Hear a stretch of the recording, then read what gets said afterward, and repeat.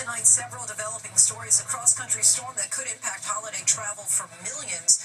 A new warning as tensions rise between the U.S. and Venezuela, and Ukraine's future teeters on the edge as high-level talks are held. First, that storm that's on the move from the south all the way into the northeast. Heavy rain and flash floods. Our weather team tells us where the storm is heading and when.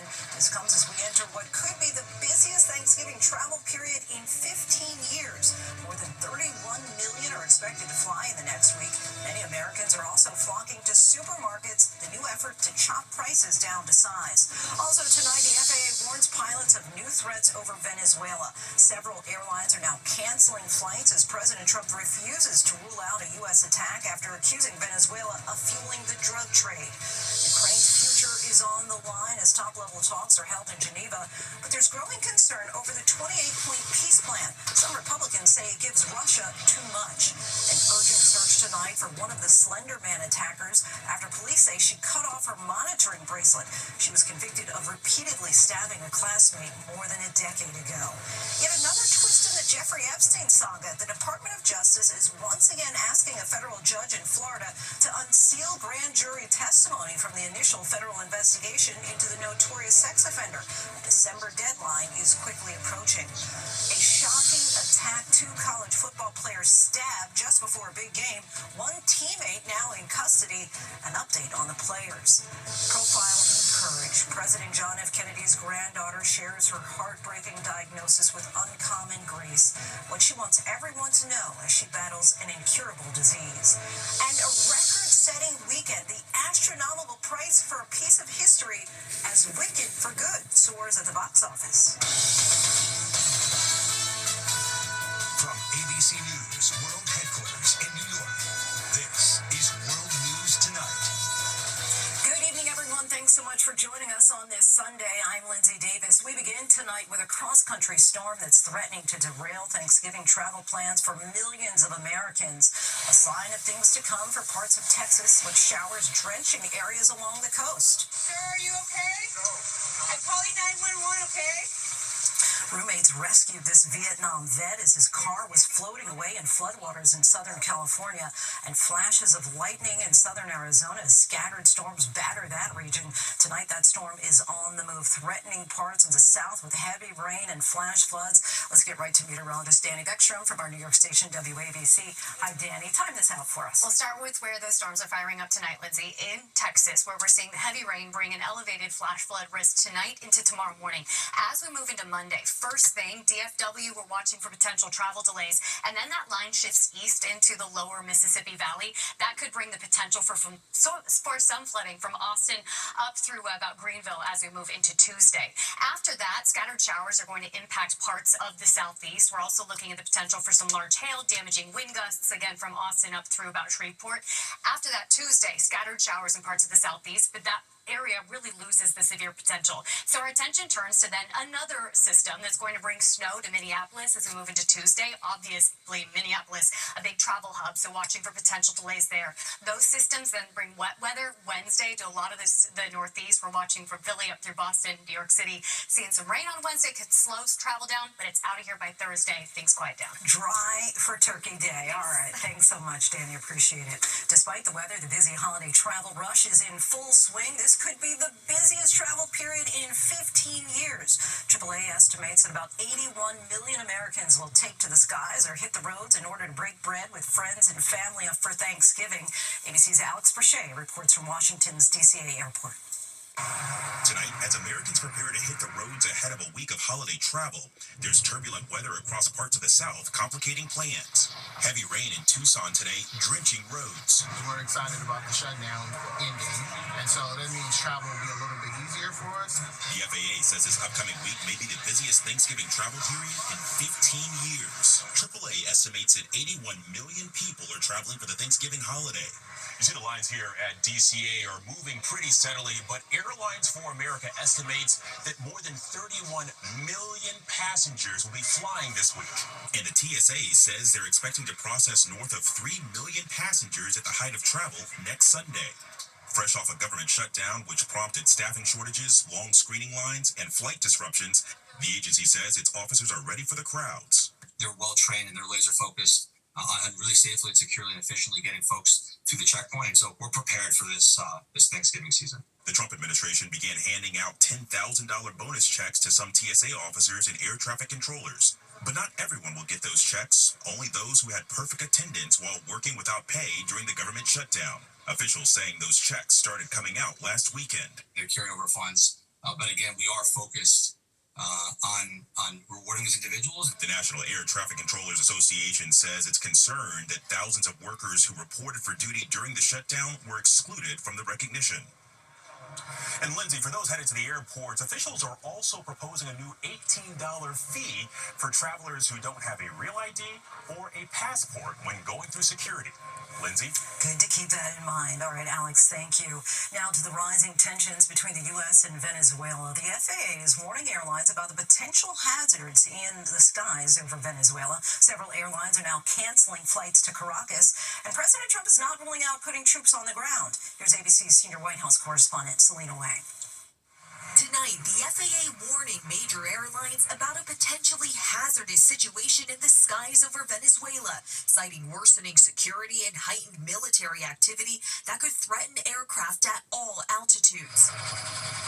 6 international carriers now suspending flights to Venezuela's capital, Caracas, as President Trump ramps up military pressure on Venezuela with a massive show of force in the Caribbean Sea. Deploying the USS Gerald Ford, the largest and most lethal carrier in the world. A powerful display aimed at Venezuela's President Nicolas Maduro, who the Trump administration claims is responsible for trafficking drugs into the U.S. Maduro has denied any ties to the drug trade. Since September, the U.S. has launched at least 20 strikes on suspected drug boats in the Caribbean Sea, killing more than 80 people, many of them from Venezuela, but the administration offering no public evidence to prove they were actually smuggling drugs, alarming even some Republican lawmakers who say they're left in the dark. I've been given zero, not one briefing, because I'm skeptical of what they're doing. They don't brief me or the General Senate at all. President Trump says he's not ruling out putting U.S. troops on the ground in Venezuela. I don't rule out that. I don't rule out anything. We just have to take care of Venezuela. And on Friday, Trump said he'll be speaking to Maduro in the not-too-distant future. I can't tell you what I'm going to tell them, but I have something very specific to say. And Lindsay, as of tomorrow, Venezuela's President Maduro and his government will be added to the State Department's list of the world's most dangerous terrorist organizations. President Trump claims that gives him the authority to strike inside Venezuela, but many legal experts dispute that. Lindsay? Selena Wang from the White House for us. Thanks so much. Overseas now to the Ukrainian peace talks in Geneva. Trump administration officials are pushing back against critics who say the 28-point proposal simply fulfills Russia's wish list. Here's ABC's chief foreign correspondent Ian Pannell reporting from Poland. Tonight, as American and Ukrainian negotiators meet to talk peace, multiple Russian drone strikes on Kharkiv. This video circulating online comes as top Trump administration and Ukrainian officials say they've made productive and meaningful progress towards ending this war. There's still some work to be done, but we are much further ahead today at this time than we were when we began this morning and where we were a week ago for certain. The high-stakes meeting hurriedly taking place in Switzerland after the US abruptly pressured Ukraine to accept a 28-point peace plan that would have handed over even more Ukrainian land to the Russians and slashed its military in half. The Trump administration demanding a response before Thanksgiving. That plan sending shockwaves across Ukraine, Europe, and on Capitol Hill. According to Secretary Rubio, is not the administration's position. It is essentially the wish list of the Russians. But the State Department flatly denying the plan was a Russian wish list, insisting it was based on input from both sides. Tonight, Rubio saying today's talks with Ukraine had agreed to foundational text for future negotiations with Russia, suggesting the Thanksgiving deadline can now slip. The stakes couldn't be higher. Russia's large-scale invasion began almost 4 years ago. The Kremlin's troops now occupy 1/5 of Ukraine, and they're advancing. Whole towns and cities have been razed to the ground, millions forced from their homes, and hundreds of thousands of soldiers and civilians have been killed. President Trump threatening to stop all support and intelligence sharing unless it signs a deal, according to a Ukrainian official. President Zelensky last Friday saying Ukraine's facing one of the most difficult moments in our history, But late today, Zelensky sounding more positive, saying President Donald Trump is hearing us, calling the talks important. Lindsay, these are the most substantial talks aimed at ending the war that we've actually seen. And despite originally playing hardball, the US now saying the deadline and the demands can slip a little. The question is whether Russia would accept any of these changes. Lindsay? Another pivotal moment, Ian, thank you. Now to the urgent search for the Slender Man attacker. Authorities say Morgan Geyser cut off a monitoring bracelet and left a group home in Wisconsin on Saturday. Geyser is one of two people involved in stabbing a classmate 19 times to appease the fictional Slender Man character. Let's bring in ABC's Jacqueline Lee. Jacqueline, what are you learning tonight? Lindsay, the disappearance of Morgan Geyser sparking a manhunt and prompting incredible concern among the public. Police releasing this image of Geyser from security footage, last seen with an adult acquaintance last night, before they say she cut off her ankle bracelet and fled a group home. In 2014, Geyser and her friend Anissa Weier, they were 12 years old at the time when they stabbed a classmate 19 times to please the fictional character Slender Man. She pled guilty to first-degree attempted homicide. Earlier this year, a judge controversially ordered that she could be released from a psychiatric facility. And tonight, the family of stabbing victim Peyton Leitner releasing a statement saying they are safe and working closely with law enforcement. Lindsay? Jacqueline, thank you. Now to a stunning headline out of the University of Alabama, Birmingham. Two college football players were stabbed right before Saturday's game. The school now says a teammate is in custody. The latest from ABC's Morgan Norwood. Tonight, a shocking incident at the University of Alabama, Birmingham. According to UAB, a football player is in custody following the stabbing of two other teammates just hours before their game. The attack unfolding at the team's training facility Saturday morning. Though police have not named the suspect, 20-year-old Daniel Mincy, a redshirt freshman and former University of Kentucky student, was booked Saturday at the Jefferson County Jail, facing a charge of attempted murder. The two victims, still unnamed, rushed to the hospital. In a statement, UAB saying our thoughts are with them and their families as they recover, adding UAB's top priority remains the safety and well-being of all of our students. And despite the emotional toll, the team taking the field against the University of South Florida, saying it was a decision made to honor their seniors. Powers his way into the end zone. I'm really proud of this team. The way they came together and competed today, even with heavy hearts. This allowed our seniors to compete in their last game at Protective. It was definitely a tough day. And Lindsay, UAB went on to lose their final home game against the University of South Florida. Those two injured UAB football players still in stable condition tonight. Lindsay? Glad to hear that update on their condition, Morgan. Thank you. Now to another twist in the Jeffrey Epstein saga. The Department of Justice is asking for grand jury testimony to be unsealed. Let's bring in ABC's Olivia Rubin. Olivia, explain the significance of this request as the DOJ is up against a tight deadline. Lindsay, tonight the Justice Department is back in federal court in Florida, again asking a judge to unseal grand jury transcripts from the initial federal investigation into Jeffrey Epstein 2 decades ago. But judges in New York and Florida previously denied similar requests earlier this year, one judge even suggesting DOJ was trying to distract from the records it already has in its possession.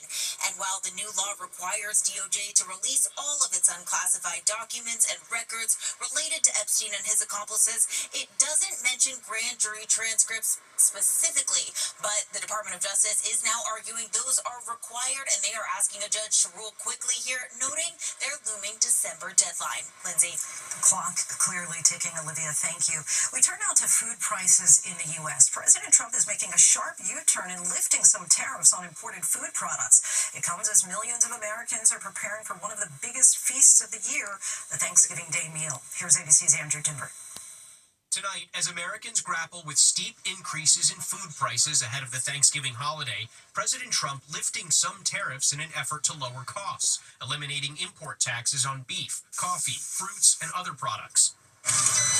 It comes amid escalating pressure on the administration to tackle rising costs for American families. Compared to last year, the national average of a Thanksgiving dinner is down, according to the American Farm Bureau Federation. We usually make homemade pecan pies and The prices are just outrageous for pecans, so we're just going to skip that this year. The American Farm Bureau Federation says a traditional Thanksgiving feast for 10 runs about $55.18 in 2025 versus $58.08 a year ago, a 5% decrease, but many Americans say their grocery bills are still soaring. I personally can't afford to buy everything for a Thanksgiving dinner. And while the cost of a turkey is down 16% this year, other items have gone up. A gallon of milk up 16%, potatoes up 37%, and a 1-pound veggie tray up over 60%. In a Fox News poll, 85% of voters say their grocery prices went up this year, including 60% who say costs increased a lot. I don't know that I'll spend more, but if I spend the same, I'll get less food for my dollar. Lindsay, President Trump is lifting tariffs on Brazilian goods, a key supplier of beef and coffee to the United States, and the administration says it's considering more exemptions that could further lower those tariffs, with Thanksgiving just days away.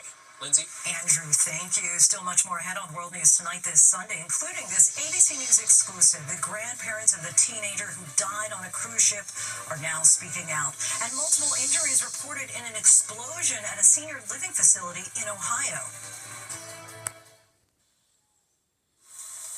Next tonight, an ABC News exclusive. The grandparents of Anna Kepner have broken their silence. The 18-year-old's body was found on a cruise ship in the Caribbean. Her grandmother, Barbara Kepner, is sharing what authorities have told her. The FBI contacted my son and family and told us her cause of death. Her cause of death was asphyxiation. She, what do they call it, a bar hold? Yes. Where you take the elbow like this. They said when they took her body to the medical examiner's office, it was in perfect condition. No arrests have been made, though. In a court filing, Anna's stepmother says one of her minor children is a suspect. There will be a lot more with Anna's grandparents tomorrow on Good Morning America. Witnesses say there was pandemonium after an explosion at a senior living apartment house near Youngstown, Ohio.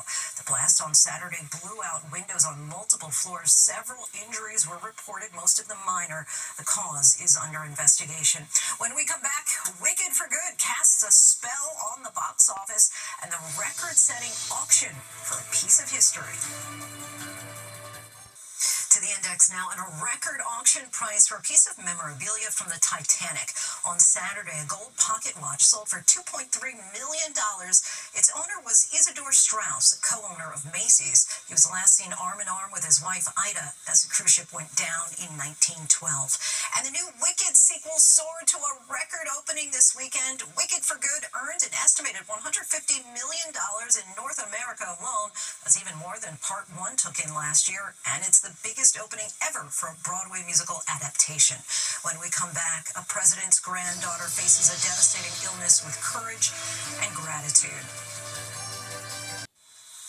Finally, the granddaughter of President John F. Kennedy writes not so much a goodbye, but a thank you. Her words unfold slowly, like a letter written to time itself. I feel so cheated, she writes, and so sad that I don't get to keep living the wonderful life I had with this kind, funny, handsome genius I managed to find. Despite being from one of America's most storied political dynasties, Tatiana Schlossberg has never sought the spotlight. But over the weekend, with a quiet essay published in The New Yorker, she's captured the nation's attention, revealing she's been diagnosed with acute myeloid leukemia with a rare mutation, an aggressive, incurable cancer. She writes, "For my whole life, I have tried to be good, to be a good student and a good sister and a good daughter, and to protect my mother and never make her upset or angry. Now I have added a new tragedy to her life, to our family's life, and there's nothing I can do to stop it." While the daughter of Caroline Kennedy and Edwin Schlossberg has been told she may not live to see another winter, her words do not dwell on despair.